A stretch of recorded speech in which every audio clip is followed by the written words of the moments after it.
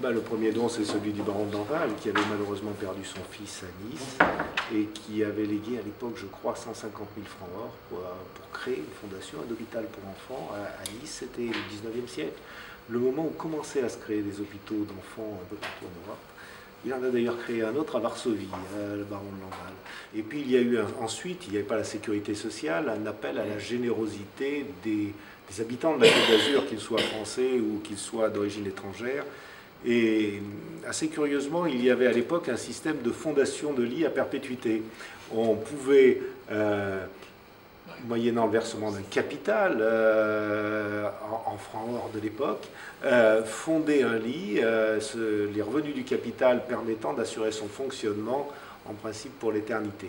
Le développement de Lanval à partir de ces 2 lits d'hospitalisation jusqu'à plusieurs centaines de lits après la Seconde Guerre mondiale, il s'est fait en grande partie comme ça, par ces dons d'argent qui ont permis de créer progressivement des lits et puis même des services, puisque je me rappelle le premier service d'enfants prématurés de la Côte d'Azur a été créé grâce à une souscription publique. Le budget de Lanval, toutes activités confondues, pour enfants, c'est de l'ordre de 65 millions d'euros chaque année. Ça sera plus dans les mois et années qui viennent, compte tenu des opérations de regroupement qui se sont dessinées au cours des dernières années et qui vont se mettre en place définitivement dans les semaines et les mois qui viennent.